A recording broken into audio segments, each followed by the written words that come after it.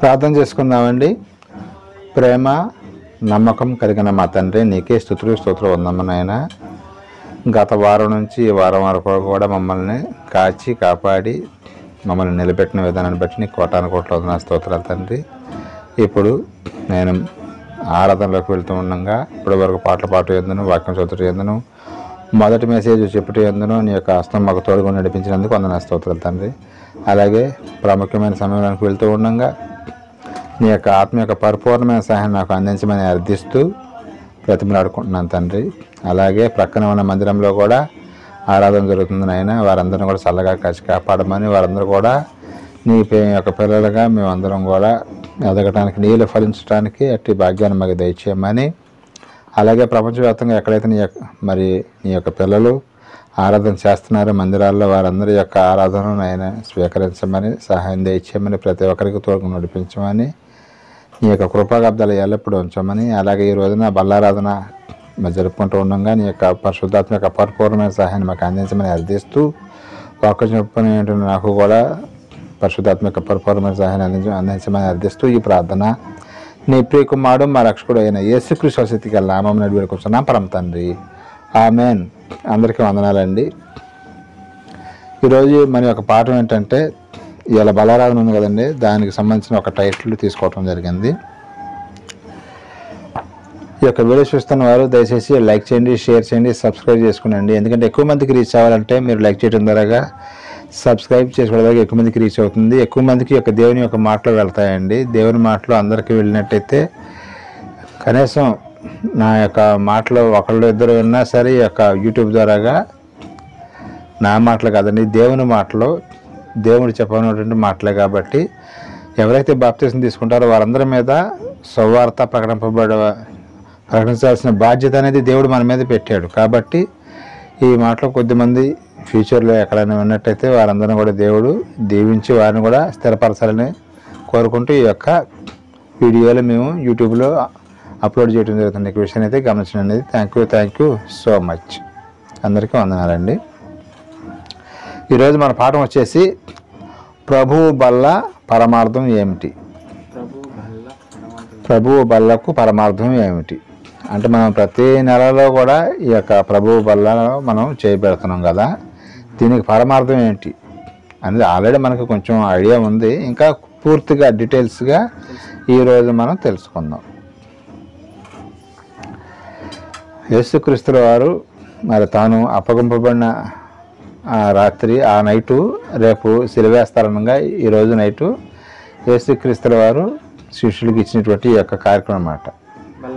బల్లారాధన ఇచ్చాడు ఆయన. రొట్టె శరీరము, రొట్టెని విరిచి ఇది నా యొక్క శరీరం అని చెప్పడం జరిగింది. అలాగే ద్రాక్షారసం ఇచ్చి ఇది నా రక్తం అని చెప్పడం జరిగింది. మరి ఎందుకు ఆయన, అసలు దాని యొక్క పరమార్థం ఏంటి? ఆయన చేశాడు కాబట్టి మనం చేయాలా? అసలు మనం చేయాల్సిన అవసరం ఉందా లేదా? ఎందుకు చేయాలి?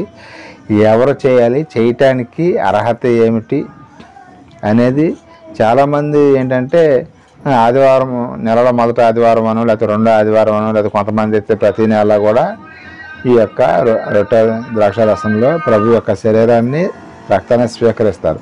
కానీ ఎందుకు స్వీకరించాలి, ఎందుకు తీసుకోవాలి అనే విషయం చాలామందికి తెలియదండి. ఈ యొక్క పాఠం విన్న తర్వాత అయితే మరి చాలా క్లారిటీ వచ్చిందని చెప్పుకోవచ్చు.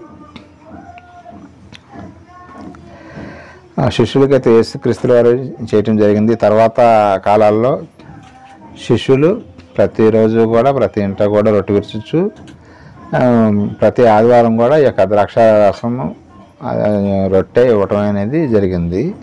దాని గురించి పూర్తి వివరాలు ఈరోజు మనకు కూడా ఆ కార్యక్రమం ఉంది కాబట్టి ఎందుకు తీసుకోవాలో ఏంటో ఈరోజు మనం పూర్తిగా తెలుసుకుందామండి. మత్తయి సువార్త 28వ అధ్యాయం 19వ వచనం ఒక్కసారి చూడండి. యేసుక్రీస్తు వారు ఆయన చనిపోయి తిరిగి లేచి వెళ్ళిపోయేటప్పుడు ఒక మంచి మాట చెప్పడం జరిగింది శిష్యులకు. ఏం చెప్పారో ఇక్కడ మనం చూద్దాం. మత్తయి సువార్త 28వ అధ్యాయం 19వ వచనం అండి.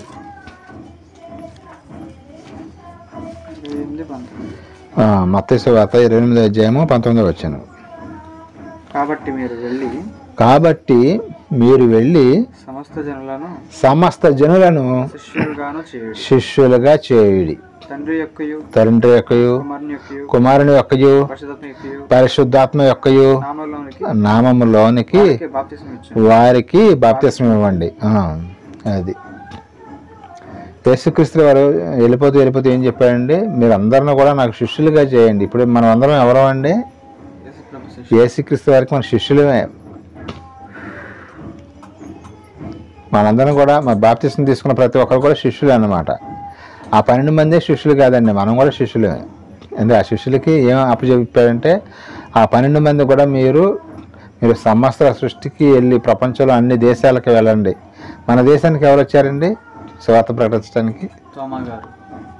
థామస్ గారు, అంటే తోమా గారు వచ్చారనమాట. మరి ఎక్కడ ఇస్రాయేల్ దేశం, ఎక్కడ ఇండియా, ఇక్కడికి వచ్చి ఆయన సువార్త చేశాడంటే మరి దేవుని కృప మన ఎడల ఉందంటారా లేదంటారా? చూసారా ఎంత ప్రణాళిక అనేది కలిగి ఉన్నాడు. మన ఎడలో కూడా ఇండియాలో ఉండేవాళ్ళు కూడా రక్షింపబడాలి, నా పిల్లలు ఉండాలి అని. ఇక్కడ మనం నేర్చుకోవాల్సింది ఏంటంటే, యేసుక్రీస్తుల వారు ఈ యొక్క విషయం వాళ్ళకి అపోస్తలులకు చెప్పాడు. మీరందరూ కూడా ఇట్లా వెళ్ళి వీళ్ళందరూ నాకు శిష్యులుగా చేయండి అని చెప్పారు. చెబితే మరి వాళ్ళు చేశారా లేదా అంటే చేశారు. పేతురు గారు ఒకసారి ప్రసంగం చేస్తే ఎంతమంది రక్షింపబడ్డారు? ఒకే రోజు 3000 మందికి బాప్తిస్మం ఇచ్చారు. అప్పట్లోనే, ఎప్పుడు 2000 సంవత్సరాల క్రితమే ఒక్క ప్రసంగానికి 3000 బాప్తిస్తాలు వస్తాయండి అసలు ఎక్కడన్నా. మళ్ళీ తర్వాత ఇంకోసారి ప్రసంగం చేస్తే 5000 మంది ఒక్క రోజున బాప్తిస్మం తీసుకున్నారు, వేలల్లోనే. అంటే వాళ్ళ యొక్క మాటల్లో అంత పవర్ ఉందన్నమాట. దేవుని యొక్క శక్తి, దేవుని యొక్క వాక్యానికి ఉండ శక్తి అనమాట అది. అలాగా వాళ్ళు బాగానే చేసుకుంటానే వచ్చారని చెప్పుకోవచ్చు. అందరినీ కూడా శిష్యులుగా చేసుకుంటూ వస్తున్నారంటే మనం క్రైస్తవులు అంటే యేసుక్రీస్తు వారికి మన శిష్యులు అనమాట. నాకు శిష్యులుగా చేయండి అని చెప్పడం జరిగింది ఆయన. ఇంకా మనం చూడగలిగితే వాళ్ళు చేసిన పనులు కొన్ని చూద్దాం. అపోస్తలుల కార్యము 2వ అధ్యాయం 42వ వచనం ఒకసారి చూడండి. అపోస్తలుల కార్యము 2వ అధ్యాయం 42వ వచనం. అపోస్తలులు చేసిన పనులు కొన్ని చూద్దాం.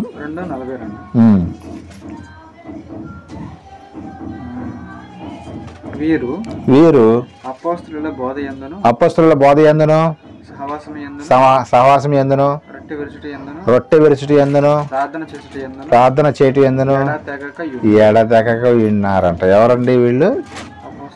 అప్పుడు యేసుక్రీస్తు యొక్క శిష్యులు, అంటే ఆదిమ సంఘం అన్నమాట.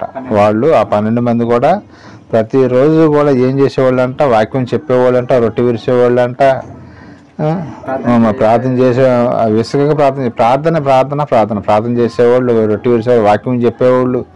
అప్పుడు చాలా బలంగా చేశారన్నమాట. అలా అంత ఆ రోజున అంత బలంగా చేయబట్టే ఇక్కడ మన ఇండియాలో కూడా మరి ఇంతమంది సేవకులు వచ్చారంటే, మరి ఎంతమంది క్రైస్తవులు వచ్చారంటే, ఎంతమంది శిష్యులు వచ్చారంటే ఎవరి యొక్క కృషి అండి? చేపించింది దేవుడైనా సరే చేసింది ఎవరు? అపోస్తలులు అనమాట. వాళ్ళ కష్టం కూడా ఉందనే చెప్పుకోవచ్చు. దేవుని ప్రణాళికను వాళ్ళు నెరవేర్చారని చెప్పుకోవచ్చు అనమాట. ఇంకా మనం చూడగలిగితే 1 కొరింథీ 11వ అధ్యాయం 23వ వచనం. ప్రతిసారి మనం రొట్టె రసం తీసుకున్నప్పుడు, ద్రాక్ష రసం తీసుకున్నప్పుడు మనం చదువుకుంటాం కదా, అక్కడికి వద్దాం. 1 కొరింథీ 11వ అధ్యాయం 23 నుంచి 27 వచనాల వరకు కూడా ఒక్కొక్కటి నిదానంగా చదువుకుంటానండి. నేను ఎక్స్ప్లెయిన్ చేస్తాను. 11:23 1 కొరింథీ 11:23వ వచనం. నేను మీకు అప్పగించిన దానిని ప్రభువు వలన పొంది. ఎవరండి ఈ మాటలు మాట్లాడేది? గెస్ చేయండి. ఎస్, అపోస్తలుడైన పౌలు గారు కొరింథీ సంఘానికి రాస్తున్నాడు అనమాట. ఏం రాస్తున్నాడు? ఇప్పుడు చదవండి, అర్థమైంది.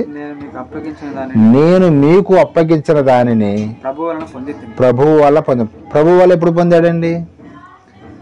ఎప్పుడంటే యేసుక్రీస్తు వారు అంతకుముందు ఆయన రేపు సిలువేస్తారనగా ఆ నైట్ చేశారు కదా యేసుక్రీస్తు వారు, అప్పుడు ఆయన చేశాడు కదా. అదే నేను కూడా ఇప్పుడు మీకు చేస్తున్నాను, మీరు కూడా చేయాలి అని చెబుతున్నాడు. అర్థమవుతుందా? రఫ్గా మనం చదువుకుంటూ వెళ్ళిపోతే అర్థం కాదు, కానీ ఆగి ఆలోచిస్తే మనకి అర్థమవుతుంది. ప్రభువైన యేసు తాను అప్పగింపబడిన రాత్రి యొక్క రొట్టెను ఆ, ఆయన ఆ నైట్ రొట్టెను ఎత్తుకొని ఎత్తుకొని కృతజ్ఞతలు చెల్లించి కృతజ్ఞాస్తుతులు చెల్లించి దానిని విరిచి ఇది ఇది మీ కొరకైన నా శరీరము, ఇది మీ కొరకైన నా శరీరము, నన్ను జ్ఞాపకం చేసుకుని నన్ను జ్ఞాపకం చేసుకొనుడని దీన్ని చేయడం చెప్పాను. దీనిని చేయండి అని యేసుక్రీస్తు వారు చెప్పడం జరిగింది. తర్వాత ఆ ప్రకారమే తర్వాత ఇది అయిపోయిన తర్వాత ఫస్ట్ ఏమి ఇచ్చాడంట ఆయన? రొట్టెని ఇచ్చాడంట. రొట్టె అంటే దానికి దేనికి సాదృశ్యం? అది శరీరం, యేసుక్రీస్తు వారి యొక్క శరీరాన్ని అనమాట, దానికి సాదృశ్యం అనమాట. తర్వాత భోజనమైన పిమ్మట అలాగే భోజనమైన పిమ్మట ఆయన పాత్రను ఎత్తుకొని ఈ ఈ పాత్ర నా రక్తము వలన ఈ పాత్రలోనిది నా రక్తం వలనైనా క్రొత్త నిబంధన. క్రొత్త నిబంధన అప్పటికి క్రొత్త నిబంధన లేకపోయినా సరే ఇక అప్పటి నుంచి ఆయన ఏం చెబుతా, అప్పుడు ఈ రొట్టె రసం ఇచ్చేటప్పుడు క్రొత్త నిబంధన ఉందండి బైబిల్? లేదండి, అప్పటికి రాయబడలేదు, ఇంకా అసలు స్టార్ట్ అవ్వలేదు అసలు. మత్తయి సువార్త కానీ ఇవన్నీ కూడా రాయబడాలి అప్పటికే. కానీ అప్పటికే క్రొత్త నిబంధన, ఇది ఒక క్రొత్త నిబంధన, ఇప్పటి నుంచి మీరు ఖచ్చితంగా ఇది మీరు పాటించాల్సిందే అని చెబుతున్నాడు అనమాట ఆయన.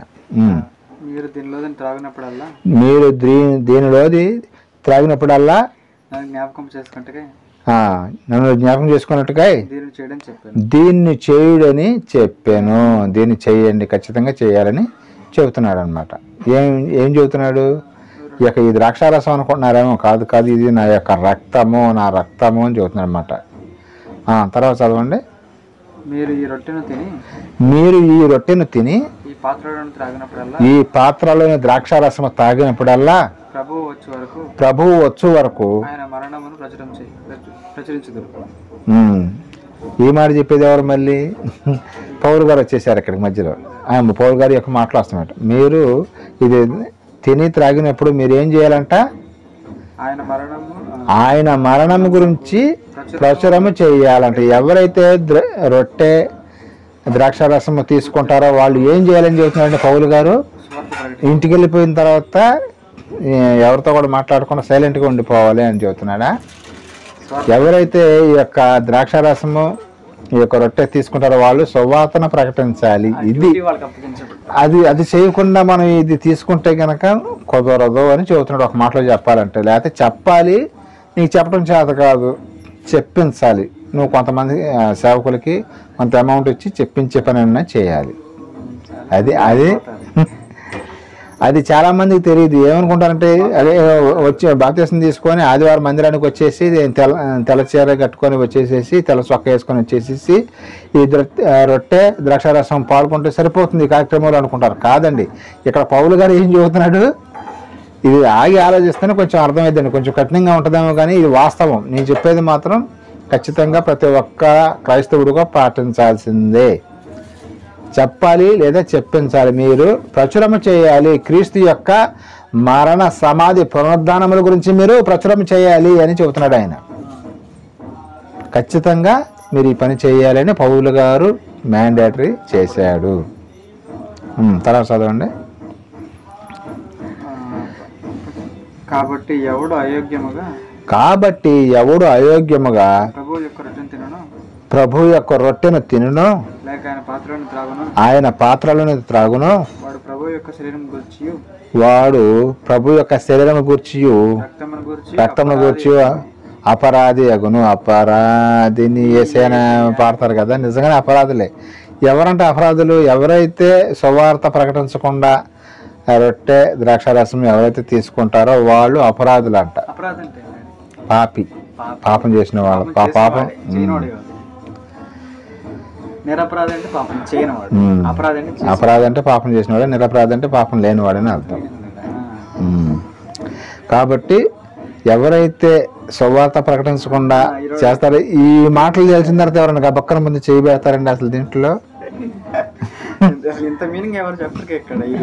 తెలుగు అర్థం ఎవరు అపరాధం అంటే ఇప్పుడు అర్థమైంది. అపరాధం అంటే తప్పు చేసిన లేదా ఎవరైతే అర్హత కానివాళ్ళు. ఇప్పుడు మనం ఇంకో విషయం ఏంటంటే మన నలుగురు కూడా అర్హులమే ఒక మాటలో చెప్పాలంటే. ఎందుకంటే కనీసం మనమన్నా చెప్పుకుంటున్నాం కాబట్టి ఇంకా పబ్లిక్ కూడా వెళ్ళాలి. కానీ నేను ఎప్పుడైతే ముందుకు అడుగేస్తున్నాను పబ్లిక్లోకి ఇంకా వెళ్ళాలని కొన్నిసార్లు అడుగనేది వెనక్కి తోసేయటం జరుగుతుంది. అది మా దేవుడు కృప వల్ల మళ్ళీ ముందుకు పడితే బాగుంటుందని నేనైతే అనుకున్నారు. మన నలుగురమే కాకుండా ఇంకా కొద్ది మందికి. సరే, ఇప్పుడు మళ్ళీ చదవండి, తర్వాత వచ్చిన చదవండి. ఎవరైతే ద్రాక్షారసమును రొట్టె తీసుకుంటారో అపరాధి అవుతాడంట. ఎప్పుడు సువార్త ప్రకటించకుండా తీసుకుంటే గనక. కాబట్టి ప్రతి మనుష్యుడు తన్ను తాను పరీక్షించుకోవాలి. నేను తప్పు చేస్తున్నానా, ఒప్పు చేస్తున్నానా, నేను ద్రాక్షారసం రొట్టెలో చేయి పెడుతున్నాను కదా, నాకు అర్హత ఉందా లేదా అని మీరు పరీక్షించుకోవాలని చెబుతున్నాడు ఆయన. అలాగు చేసి ఆ రొట్టెను తిని ఆ పాత్రలో నుంచి తాగాలి. అప్పుడు మాత్రం మీరు వెళ్ళి ఏదో పాస్టర్ గారు ఇస్తున్నారులే, రొట్టె మొక్కిస్తున్నారు, ద్రాక్షారసం ఇచ్చేస్తున్నారని గబగబా చిన్న ప్రార్థన చేసుకొని, ఈ ప్రార్థనలో కూడా ఏం చేస్తారో తెలుసా, ఈ రొట్టె ద్రాక్షారసం చేతిలో పెట్టుకొని, తండ్రి మా అమ్మాయికి పెళ్లి కాలేదయ్యా, ఇంకా పెళ్లి కావాలి, మా అబ్బాయికి ఉద్యోగం రాలేదు, ఉద్యోగం రావాలి, మాకు అప్పులన్నీ ఉండేయండి, ఇది ప్రార్థన చేస్తారు. అసలు మెయిన్ చెప్పింది ఏంటి, ఇవన్నీ నువ్వు మొదట నా నీతిని నా రాజ్యాన్ని నువ్వు వెతికితే ఇవన్నీ కూడా మీకు దొరుకుతాయి అని చెప్పాడు ఆయన. కానీ మన వాళ్ళు ఏంటంటే అసలైన దాన్ని అడగరు. ఏం అడగాలంటే, నాలో ఉన్న పాపం తీసేయ్యా, నా చుట్టుపక్కల ఉన్న వాళ్ళు కూడా పాపం లేకుండా చేయ అని ప్రార్థన చేయాలి.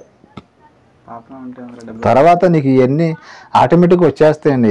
ఎప్పుడైతే మనం స్టడీగా ఉన్నామో, ఇందాక చెప్పినట్టుగా కొంచెం లేట్ అవ్వచ్చు, కానీ మనకి దేవుడి నుంచి వచ్చే ఆ యొక్క ప్రతిఫలం అనేది ఖచ్చితంగా వస్తుంది.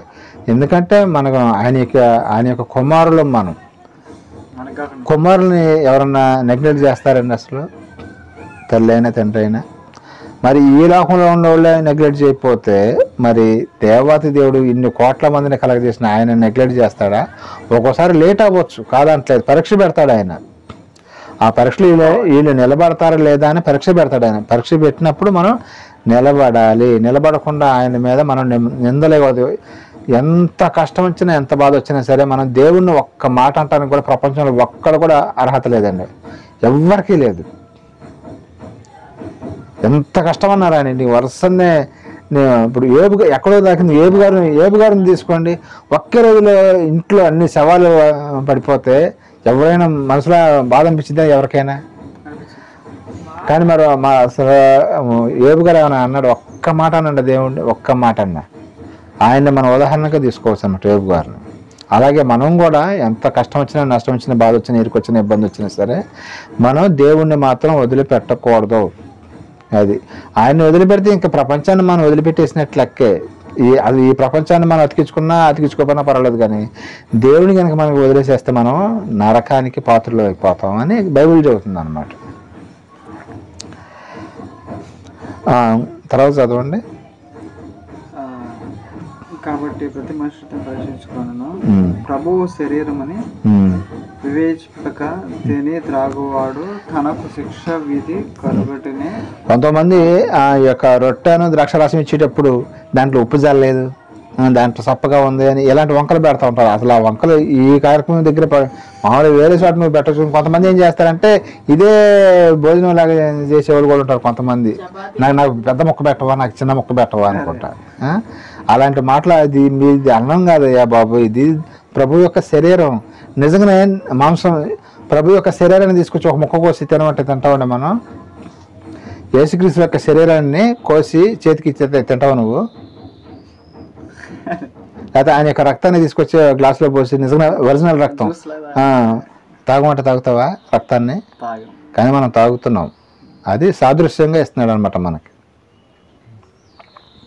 మీరు దీన్ని ఏదో ఆహారం లాగో లేకపోతే పానీయం లాగో తీసుకోమాకండి, అట్లా తీసుకుంటే అది మీరు అపరాధులు అయిపోతారు అని పౌలు గారు గట్టిగా వార్నింగ్ ఇస్తున్నాడు.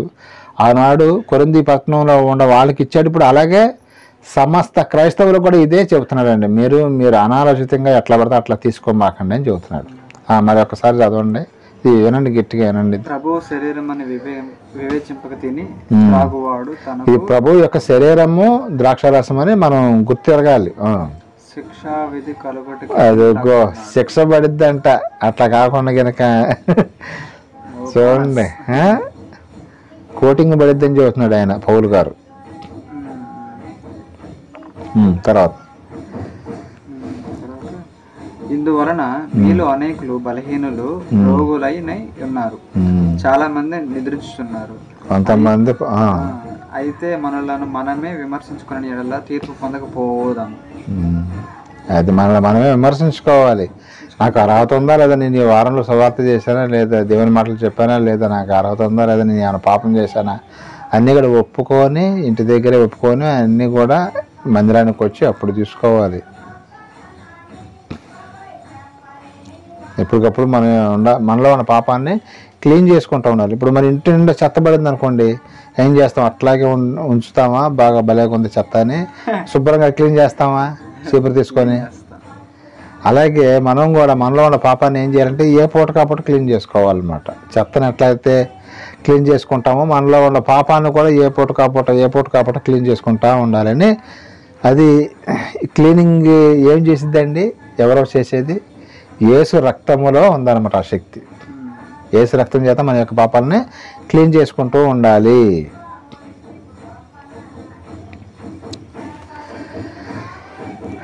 కొంతమంది జనవరి 1కే తీసుకుంటారు బల్లారాధన, ఇక తర్వాత సంవత్సరం దాకా కనబడరు. కొంతమంది క్రిస్మస్ రోజునే తీసుకుంటారు, మళ్ళీ సంవత్సరం దాకా కనబడరు. కొంతమంది ఎప్పుడు గుర్తుకొచ్చినప్పుడు గుడ్ ఫ్రైడే రోజున తీసుకుంటారు, లేకపోతే ఈస్టర్ రోజున తీసుకుంటారు. కొంతమంది ప్రతి ఆదివారం తీసుకుంటారు, కొంతమంది నెలలో మొదటి ఆదివారం తీసుకుంటారు. నువ్వు ఎప్పుడు తీసుకున్నా సరే అప్పుడు ఏం చేయాలని చెబుతున్నాడు? నువ్వు వారాన్ని తీసుకుంటావా, తీసుకో, తప్పేం లేదు. లేదా నెలకోసారి తీసుకుంటావా, తీసుకో, తప్పేం లేదు. కానీ అక్కడ ఒక పని చేయమన్నాడు ఆయన.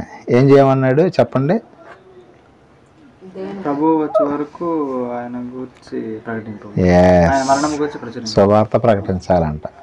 నువ్వు ఎప్పుడు బలారాధన తీసుకున్నా పర్వాలేదులే, కానీ అయ్యా నువ్వు మాత్రం ఒక పని చేయాలి. అదేంటంటే ప్రభు యొక్క పని చేయాలి, సువార్తను ప్రకటించాలి. ఆయన మరణ సమాధి పునరుద్ధానముల గురించి నువ్వు చెప్పాలి లేదా చెప్పించాలి నీ చేత కాకపోతే.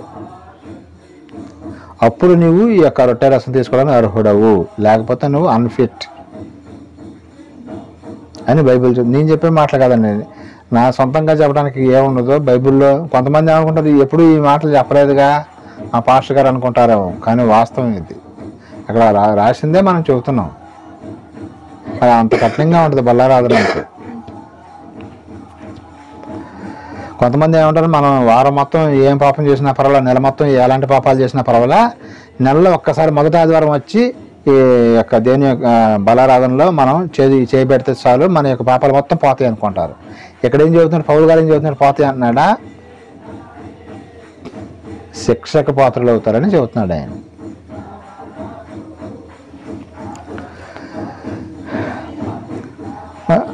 కొంతమంది ప్రతి ఆదివారం తీసుకున్నారు, ఓకే, ఆదివారం తీసుకున్న పర్వాలా, లేకపోతే నెలలో మొదటి ఆదివారం తీసుకున్న పర్వాలా, ఎప్పుడు తీసుకున్న పర్వాలేదు, కానీ ఖచ్చితంగా మాత్రం పాపం లేకుండా తీసుకోవాలని దేవుడు చెప్పడం జరిగింది. ఇది మనము జ్ఞాపకం పెట్టుకోవాలన్నమాట. ఇంకా మనం చూడగలిగితే కొరింథీయులకు రాసిన మొదటి పత్రిక 9:16 ఒకసారి చూడండి. 1 కొరింథీ 9:16.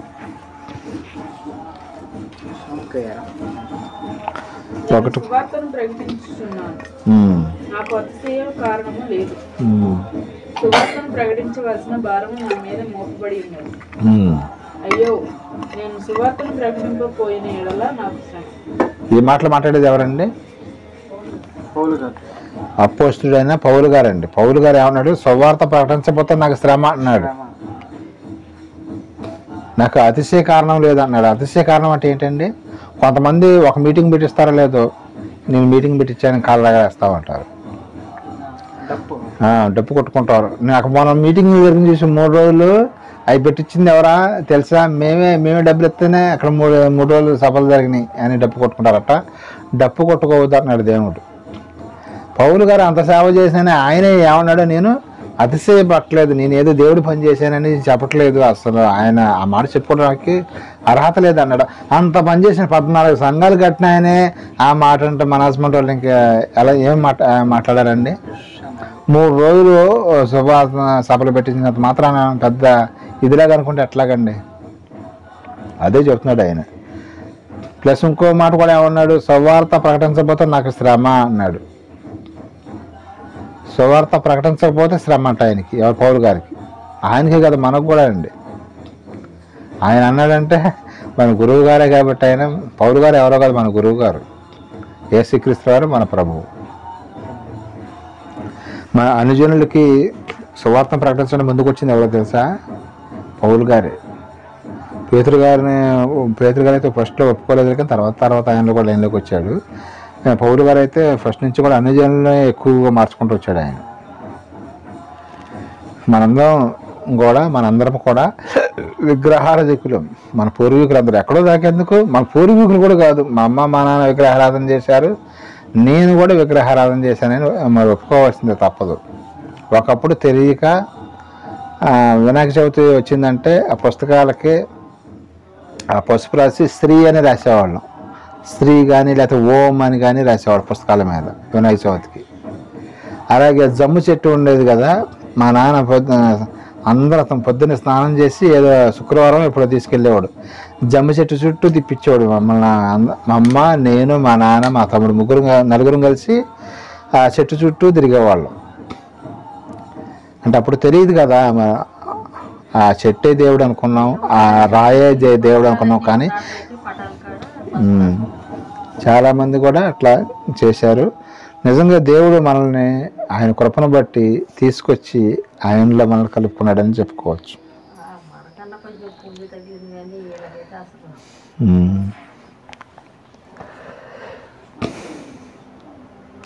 అదే సువార్త ప్రకటించకపోతే ఏమన్నాడు పౌలు గారు? నాకు శ్రమ అన్నాడు. అలాగే మనం కూడా సువార్త ప్రకటించవలసిన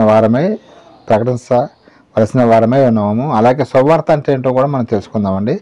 1 కొరింథీ 15:3 ఒకసారి చదవండి. ఏమని మనం ప్రకటించాలో ఇక్కడ దేవుడు కొద్దిగా క్లారిటీ ఇచ్చాడు మనకి. 1 కొరింథీ 15:3 నాకు ఇవ్వబడిన ఉపదేశము మొదట నీకు అప్పగించుతుంది. అదేమనగా లేఖనము ప్రకారం పాపముల నిమిత్తం మృతి పొందింది, సమాధి చేయబడింది. యేసుక్రీస్తు వారు మన పాపాల నిమిత్తమా ఆయన పాపాల నిమిత్తమా? మన పాపాల నిమిత్తం ఆయన సిలువ వేయబడెను, 3వ దినమున సమాధి చేయబడెను, లేఖనముల ప్రకారం 3వ దినమున లేపబడెను. తర్వాత చదవండి. సరిపోద్దండి.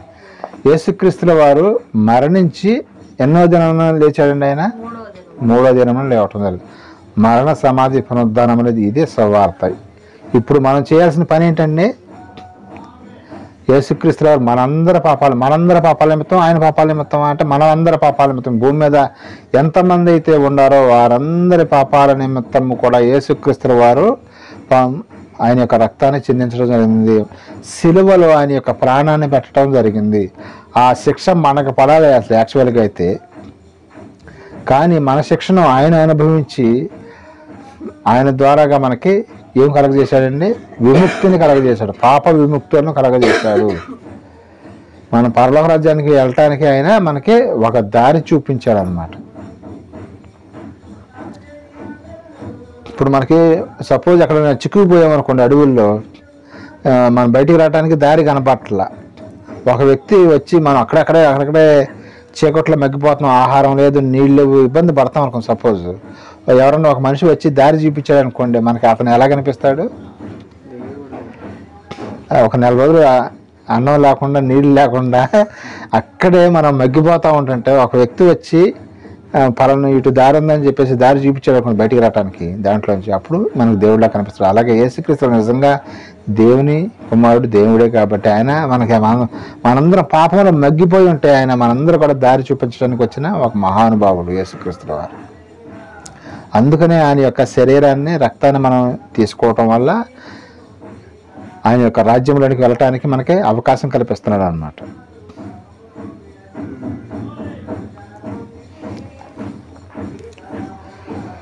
ఇంకా మనం చూడగలిగితే యోహాను గారు రాసిన మొదటి పత్రిక 1:7 చదవండి ఒక్కసారి. యోహాను గారు రాసిన మొదటి పత్రిక 1:7.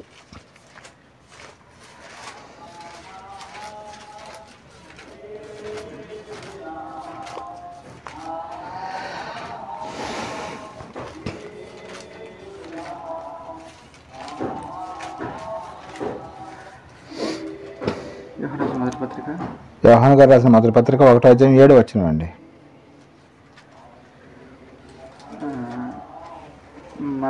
మనము బుద్ధి మనము అయితే ఆయన వెలుగులో ఉన్న అది మనమును వెలుగులోకి నడిచినడలా మనము అన్యోన్య సహవాసం గలవారమై ఉంది. చాలా సరిపోద్దండి. ఇక చాలా వచనాలండి. ఇక్కడ యేసుక్రీస్తు వారు ఎవరంటండి? వెలుగు, నిజమైన వెలుగు. ఆయన ఒక మాటలో చెప్పిన వెలుగులోకి ఆయన వెలుగై ఉండి మనకు దారి చూపిస్తున్నాడు అన్నమాట. ఆ దారిలోనికి మనం వెళ్ళినట్టయితే మనం చీకటిలో నుండి వెలుగులోనికి ప్రవేశించే వారమై ఉంటాం.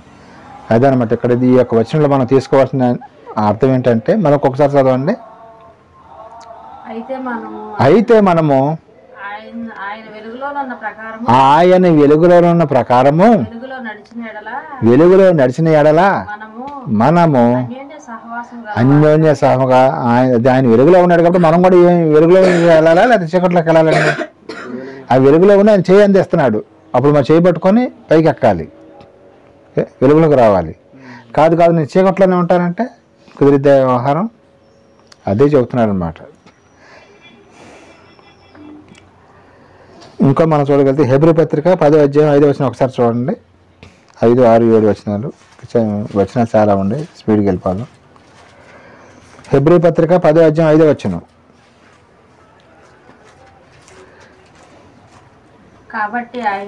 కాబట్టి ఆయన ఈ లోకమందు ప్రవేశించినప్పుడు ఇలాగ చెప్పుచున్నాడు. యేసుక్రీస్తు వారి మాటలు అన్నమాట. ఏమని చెప్తున్నాడు ఒకసారి వినండి. బలియు అర్పణయు నువ్వు కోరలేదు కానీ నాకు శరీరాన్ని అమర్చావు. యేసుక్రీస్తు వారి యొక్క శరీరం అంట అమర్చావు. పూర్ణ హోమములు, పాప పరిహార. పాత నిబంధనలు ఏం చేసేవాళ్ళు అండి? వాళ్ళు హోమాలు చేసేవాళ్ళు, బలులు అర్పించేవాళ్ళు. ఎద్దులను, మేకలను, కోళ్ళను అర్పించేవాళ్ళు. అవి ఇష్టం లేదంట దేవుడికి.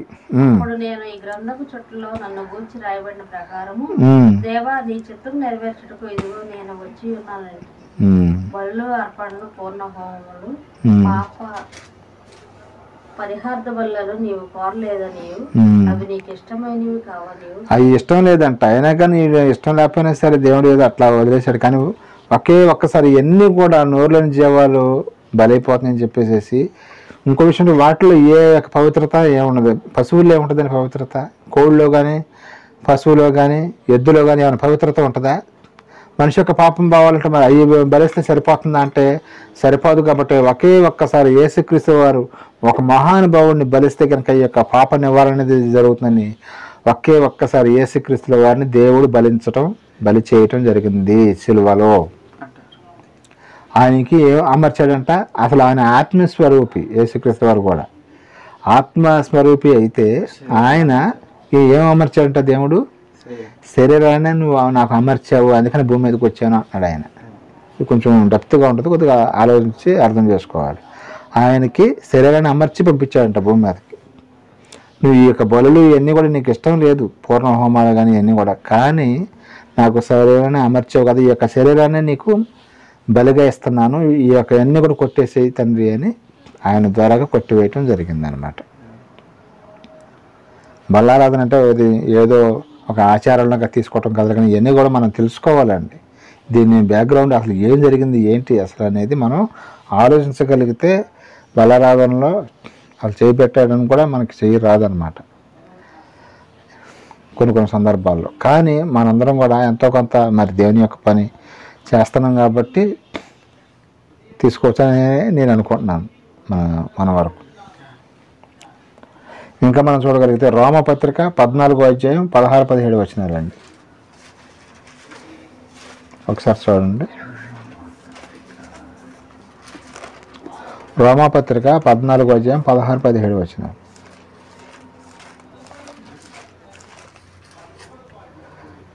రోమపత్రిక 14:16-17 వచనాలు. నీ సహోదరుడు నీ భోజనం మూలంగా దుఃఖించినట్లా నీవు ఇకను ప్రేమ కలిగి నడుచుకుని వాడవు కావు. ఎవరి కొరకు క్రీస్తు చనిపోవను వాడిని నీ భోజనము చేత పాడు చేయకము. 16 కూడా నేను చెప్పింది 16, 17.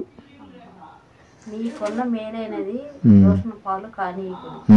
దేవుని రాజ్యము భోజనమును పానము కాదు, కానీ నీతియు సమాధానమును పరిశుద్ధాత్మ అందరి ఆనందమై ఉన్నది. 17 ఇక్కడ నీతియు సమాధానమే. ఇప్పుడు చాలామంది ఏం చేస్తారంటే ఈ యొక్క రొట్టె ద్రాక్షారసం కార్యక్రమంలో భోజనంలాగా అనుకుంటున్నారంట. మీరు అట్లా చేయమాకండి. అప్పుడు పాత నిబంధనలు, కొత్త నిబంధనలు అప్పట్లోనే పౌలు గారు ఉన్న కాలంలోనే దాన్ని ఒక ఏదో ఆచారంలాగా ఒక ఫుడ్ తీసుకున్నట్టుగా తీసుకునేవాళ్ళు అంట, భోజనంలాగా. కానీ మీరు అట్లా చేయమాకండి, అది కరెక్ట్ కాదు, భోజనంలాగో ఏదో పానంలాగో తీసుకోమాకండి. ఇప్పుడు చదువు, ఇప్పుడు అర్థమైంది. 16, 17 వచ్చినారు. మీకు మేలు ఇది రొట్టె ద్రాక్షరసం అనేది మేలు, కానీ దూషణ పాలు చేయొద్దు అన్నాడు ఆయన.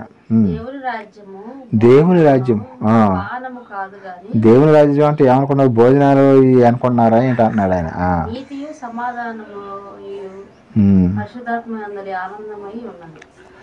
ఇక్కడ నీతి అనే ఒక మహానుభావు గురించి చెప్పుకోవాలండి. అబ్రహాం గారు యొక్క నీతి దేవునికి నచ్చడం వల్ల ఏమయ్యాడండి? ఆయన విశ్వాసులకు తండ్రి అయ్యాడు. ఆయన చేసిన పని ఏంటి మనందరికి తెలిసిన విషయం. ఏం చేశాడని ఆయన 100 సంవత్సరాల వయసులో ఒక కుమారుని ఇచ్చి మళ్ళీ నాకు బలి ఇవ్వమని అడిగితే ఎవరన్నాడా? ఇస్తాన్నాడా ఆయన? అబ్రహాము నీతి నడుచుకోవటం వల్ల ఆ నీతి అంటే దేవునికి ఇష్టమైన కాబట్టి ఆయన్ని విశ్వాసులకు తండ్రిగా చేయటం జరిగిందనమాట. ఆయన నీతిగా ఎంచబడ్డాడు అనమాట. అంత వయసులో ఒక కుమారుని ఇచ్చి మళ్ళీ ఎప్పుడు మనమైతే మనుషులైతే ఏమంటారండి? అసలు ఎందుకు 100 సంవత్సరాల వయసులో పిల్లోడిని ఇవ్వటం ఎందుకు, మళ్ళీ వెనక్కి నేను బలి ఇటువంటి ఒక మాటనే అంటారు. అసలు కనీసం డిస్కషన్ అనేది జరిగింది, కానీ చిన్న మాట కూడా డిస్కషన్ పెట్టుకోలేదు అబ్రహాం గారు. అయితే తీసుకెళ్ళటం అప్పుడు ఇస్సాక్ గారు అబ్రహాం గారు నడుచుకుంటా అక్కడ దహన బలి ఇవ్వటానికి తీసుకెళ్తుంటే మార్గం మధ్యలో ఏమంటాడండి?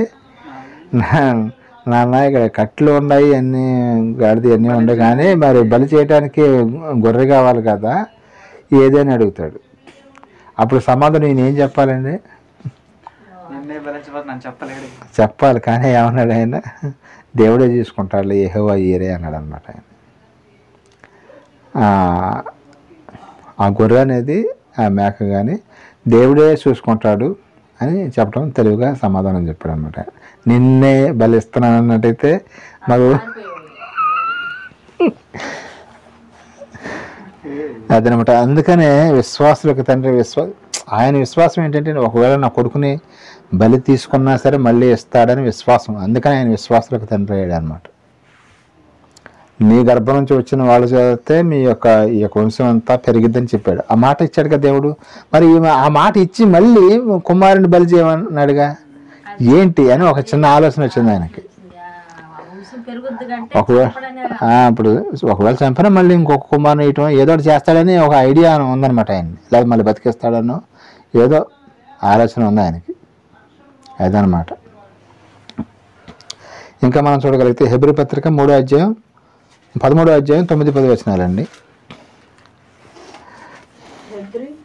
హెబ్రీ 13:9-10.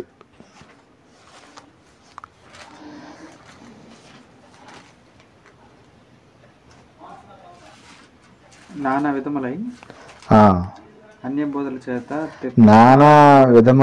బోధల చేత తిప్పబడుకుడు. భోజన పదార్థములను బట్టి కాక కృపను బట్టి హృదయము స్థిరపరచుకొని మంచిది. భోజనములను బట్టి ప్రవర్తించే వారికి ఏమీ ప్రయోజనం కలుగా చేయడం లేదు. ఒక ఉదాహరణ చెప్పాలనుకుంటున్నా. ఇది ఒక చర్చిలో అంట ఒక కొంచెం సౌండ్ పార్టీ అనమాట. అంట 3 రోజులు మీటింగ్ పెట్టించిందంట. 3 రోజులు మీటింగ్ పెట్టిస్తే ఆ 3 రోజులు కూడా చికెన్ పెట్టించిందంట భోజనాల్లో. ఆ 3వ రోజున డబ్బు మొత్తం ఏమో ఖర్చు పెడుతుంది కదా, ఫస్ట్ నాకు భోజనం పెట్టిన తర్వాత ఎవరైనా మీరు తినాలని రూల్ పెట్టిందంట. ఫస్ట్ ప్రార్థన అయిపోయి అందరూ భోజనాలు చేస్తారు కదా, భోజనాలు అయిపోయిన తర్వాత ఫస్ట్ ఒక ప్లేట్ తీసుకొచ్చి నాకు ఇచ్చి మీ తర్వాత మీరు మిగతా వాళ్ళు తినాలని. సరే అలాగే మరి డబ్బులు మొత్తం ఆమె ఖర్చు పెడుతుంది కదని చెప్పేసి ఒక పళ్ళెంలో భోజనం తీసుకెళ్ళి పెట్టిస్తే అన్నీ ఆ రోజున మురుసులే పడ్డాయి అంట ఆమెకి. మురుసులు పడితే ఎటొకటి తినొచ్చుగా, నాకు కావాలనే నేను ఇంత డబ్బు ఖర్చు పెడితే నాకు మురుసులు వేసారని తగాదా పెట్టుకొని లాస్ట్ రోజున రచ్చ చేసిందంట. దానివల్ల ఆమెకి ఏమైనా ఉపయోగం ఏమైనా ఉంటుందా? సాంబార్ అయినా పోసుకొని తినొచ్చు, పెరుగైనా వేసుకొని తినొచ్చు, లేకపోతే పులుసు అయినా వేసుకొని తినొచ్చుగా. నేను ఎన్ని డబ్బులు ఖర్చు పెడుతుంటేనే నాకు మురుసులు వేసి పెట్టడం మీరు భోజనం అసలు మీకు కడుపులో భయం ఉందా లేదని పోటాడు పెట్టుకుంటాను. అసలు ఏమన్నా అసలు బుర్ర ఉందని చెప్పుకోవాలా? కొంతమంది ఏదన్నా చర్చిలో ఫ్యాన్ ఇచ్చారనుకోండి, ఫ్యాన్ రెక్కల మీద పలానా సుబ్బమ్మ గారు ఫ్యాన్ ఇచ్చారు, లేకపోతే రత్నమ్మ గారు ఫ్యాన్ ఇచ్చారు అని రాపించుకుంటారు. అవి అవసరం అండి అసలు? అదే చెప్తాను, మీరు భోజనాలు పానాలు కొంతమంది ఎక్కడైనా భోజనాలు అంటే ప్రార్థన అసలు మిగతా రోజుల్లో రారు, కానీ భోజనాలు అని చెప్తే జనవరి 1 రోజు కానీ క్రిస్మస్ రోజున భోజనాలు అన్న రోజున ఎంతమంది వస్తారు, భోజనాలు లేని రోజున ఎంతమంది వస్తారండి? అదే చెబుతున్నారు పౌలు గారు, మీరు భోజనం కోసం మందిరానికి రావద్దయ్యా, దేవుని యొక్క ఆరాధన, దేవుణ్ణి ఆరాధించడానికి మాత్రమే రాండి అని బతిమలాడుకుంటున్నాడు ఆయన. అది నా మాటలు కాదండి, మరి నా మాటలు కాదు. ఇక్కడ ఎవరైతే దేవుడు కూర్చోబెడతాడో వాళ్ళు ఆయన మాటలుగా చెప్పాల్సింది, కానీ నా పర్సనల్ మాటలుగా తీసుకోకూడదు. మీరు ఎవరైనా సరే, ఈ వీడియో ద్వారా వింటున్న వారైనా సరే, తర్వాత ఇప్పుడు విన్న వారైనా సరే, మీకు కొంచెం ఇలాంటి వాళ్ళకి హృదయంలో నచ్చుకోవచ్చు, కానీ బాధపడాల్సిన అవసరం లేదు, సరి చేసుకుంటే మంచిది అని దేవుడు మనకి ఎన్ని వచనాలు కూడా చూపిస్తున్నాడు అనమాట. ఇంకా మనం చూడగలిగితే కొలస్సీ పత్రిక 2వ అధ్యాయం 16వ వచనానికి వచ్చేసేయండి.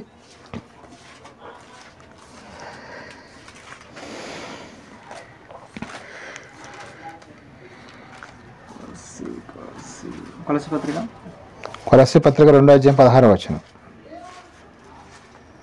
కాబట్టి అన్నపానముల విషయములైనను పండుగలో గాని అమావాస్య దినాల్లో గాని మీకు తీర్పు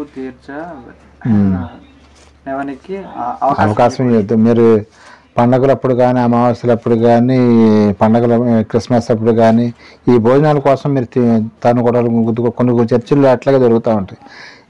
దీనికోసం కాదయ్యా మీరు చేసేది. ఆరాధన అంటే ఏంటి? దేవుని ఆరాధించాలి, కానీ ఈ భోజనం కోసం మాత్రం మీరు ఎక్కడ కూడా పలసన అవ్వద్దు అన్నాడు ఆయన. భోజనాలు సెక్షన్ పెట్టుకున్నారు, కానీ ప్రేమ విందని పెడతారు. ప్రేమ విందులో ప్రేమ కనబడిందండి ఇందాకేమన్నా? ప్రేమ విందని పేరు పెట్టారు, బాగానే ఉంది, చక్కగా చేయండి, తప్పులేదు. కానీ ఆమె 3 రోజులు మీటింగ్ పెట్టించి అంత ఖర్చు పెట్టి ఆమెకి ముడుసులు వేసారని చెప్పేసి అది ఏది పట్టు గంటతో వేస్తారు. వేసినప్పుడు ముడుసులు రావచ్చు, మొక్కలు రావచ్చు. నాకు ముడుసులు వేసిన తగాద పెట్టుకొని అక్కడ చేరిపోయిందంట. అట్లాగా ఇలాంటి బుద్ధిహీనమైన పనులు మీరు చేయమాకనైనా పౌలు గారు అందరికీ సమస్త క్రైస్తవ్యానికి చెబుతున్నాడు ఆయన. ఒక మాటలో చెప్పాలంటే, మొదట్లో దేవునికి ఎలా కానుకలు ఇచ్చేవాళ్ళండి. ఫస్ట్ హేబేలు గారు కయ్యూను గారు ఏమిచ్చారు ఆయనకి? అర్పణలు అర్పించేవాళ్ళు. తర్వాత కాలంలో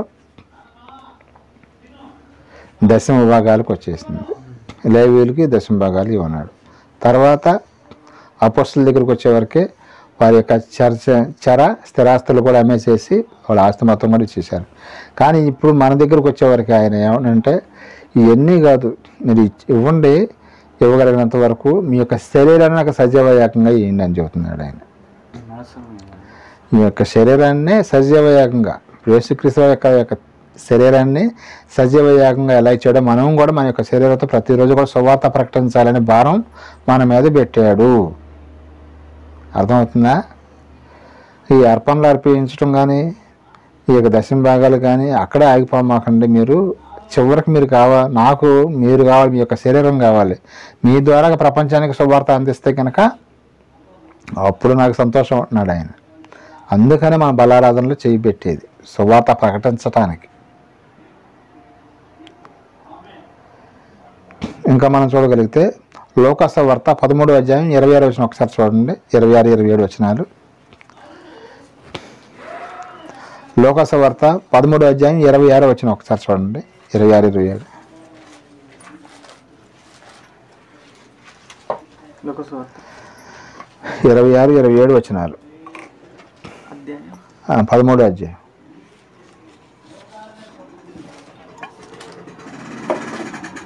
ఆయన మీరెక్కడి వారో మిమ్మను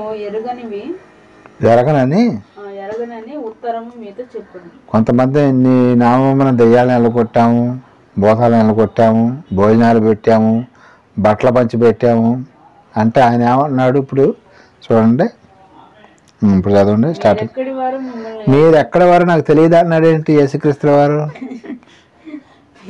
ఏది? తర్వాత చదవండి.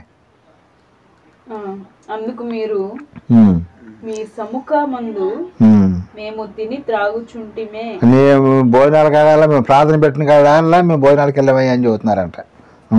నీవు మా వీధులలో బోధించితివే అని చెప్పసాగుదురు. 27 కూడా.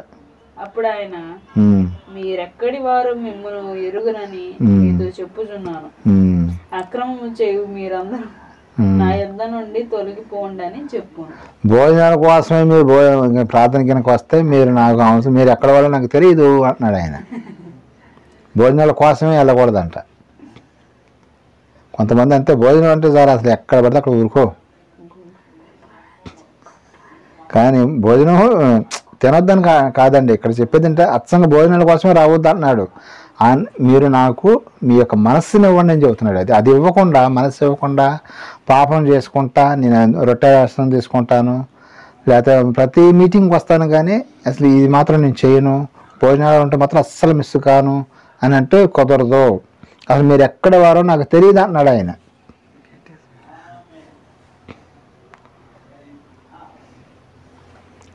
మరి దేవుడు మాటలే కాబట్టి మనం అర్థం చేసుకోవాలి. ఇంకా మనం చూడగలిగితే యోహాను గారు రాసిన సువార్త 4వ అధ్యాయం 34 వచనానికి వచ్చేసేయండి. యోహాను సువార్త 4:34.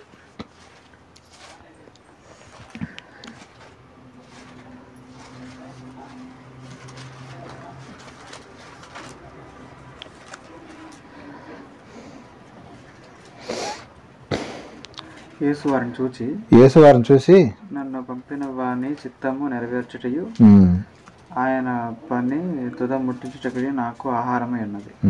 అది ఆయన ఆహారం ఏంటంట, దేవుని పనే నాకు ఆహారం అన్నాడు. కానీ ఎక్కడ భోజనాలంటే అక్కడ నేను వెళ్ళిపోయి ముందు కూర్చుంటాను అన్నాడు ఆయన యేసుక్రీస్తు వారు. అసలు ఆయన భోజనం అసలు టిఫిన్ చేస్తున్నాడో లేదో తెలియట్లేదు, మధ్యాహ్నం భోజనం చేస్తున్నాడో తెలియదు, నైట్ అన్నం పెడుతున్నాడో లేదో తెలియదు. అయినా కానీ ఆ 3.5 సంవత్సరాలు ఆయన పని పని పని పని పని మీదే ఉన్నాడు ఆయన. 3.5 సంవత్సరాలు కూడా దేవుని పని చేయటమే నాకు ఆహారం అన్నాడు ఆయన.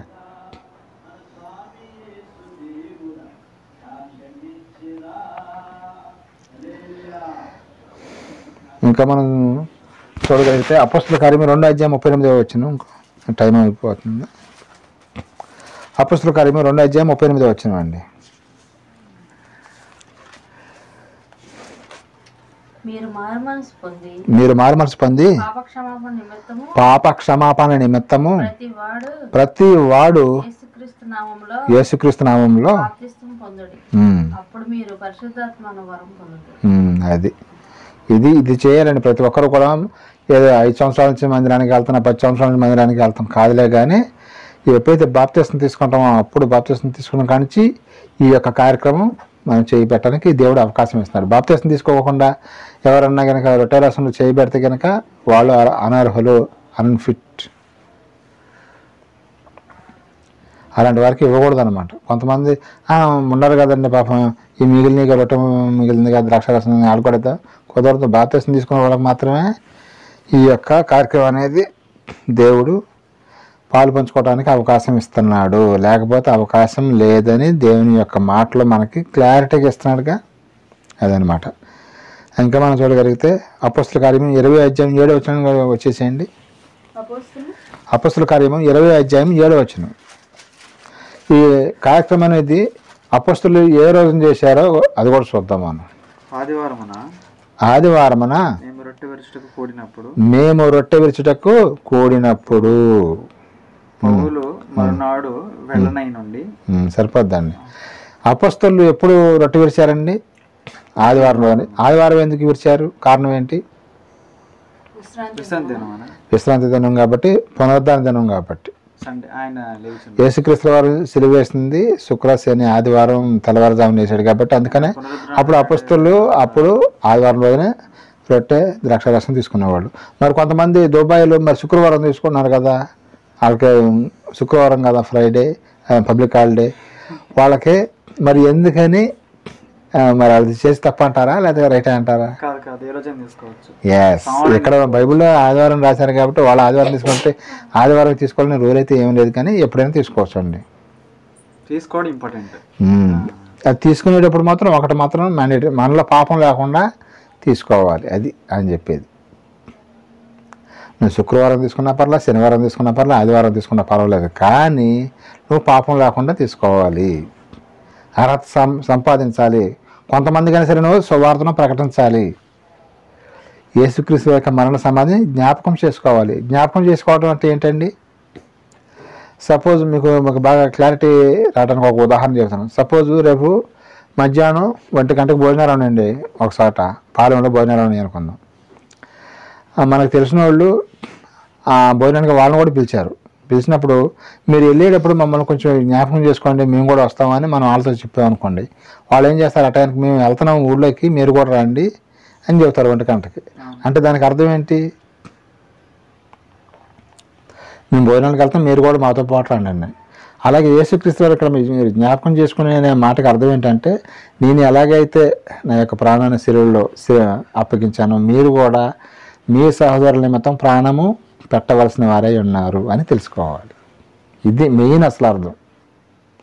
జ్ఞాపకం చేసుకుని అంటే ఆయన ఎప్పుడో 2000 సంవత్సరాల క్రితం చేశాడులే అది గుర్తు తెచ్చుకోవటం కాదు, మీరు కూడా నేను చేసినట్టుగా ప్రాణాన్ని పెట్టాల్సిన అవసరం లేదులే, కానీ కనీసం శరీరాన్ని అలగొట్టుకోవాలని చెబుతున్నాడు అనమాట.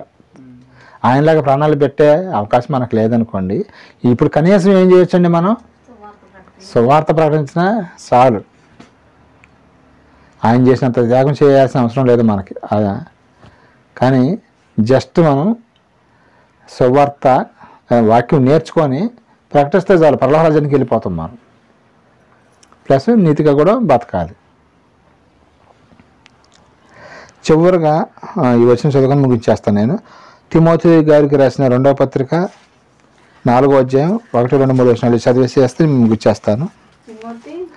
2 తిమోతి 4, 1, 2, 3 వచనాలు. ఆయన చెప్పింది చిన్న పని కానీ అందరికీ అది పెద్ద పనిలాగా అనిపిస్తూ ఉంటుంది. అది ఇక్కడ వచ్చిన సమస్య అదే. 2 తిమోతి 4, 1, 2, 3 వచనాలు.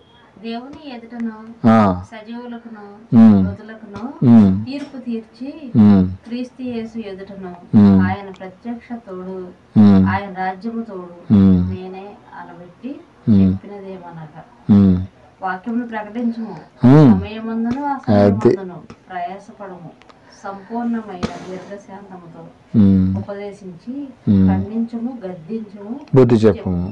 ఎందుకనగా జనులు హితబోధను సహింపక చెవులు కలవారై స్టోరీలు కానీ కథలకు కానీ చెబుతా ఉంటే, టీవీలో కానీ ఆశీర్వాదాలని చెబితే అక్కడ విశ్వస్తత మహాసభలు అంటే జనాలు బాగా ఎక్కువ వెళ్తారా, మీకు యేసు రక్తంలో పాప విమోచన కలుగుతుంది అని ఈటైట్లు పెడితే వస్తారండి. స్వస్థత అనే సాటికి ఎక్కువ మంది వెళ్తారా, రక్షణ సువార్తలని చెబితే అక్కడికి ఎక్కువ మంది వస్తారంటే స్వస్థత కూడి కంటే ఇక మంచంలో ఉన్నవారు కూడా ఎట్ట కూడా వగ్గు చేసుకుని వెళ్తారు అక్కడికి. అలాంటి స్వస్థతల గురించి అయితే ఇప్పుడు ప్రజెంట్ అయితే జరగట్లేదు, మనకు తెలిసిన విషయం. కానీ మన స్వస్థతలు ఆగిపోయినాయి అంటే ఆగిపోలేదు. అది దేవునికి మనకి మధ్యలో ఉండే అది ఒక బంధాన్ని బట్టి ఉంటుంది అనమాట.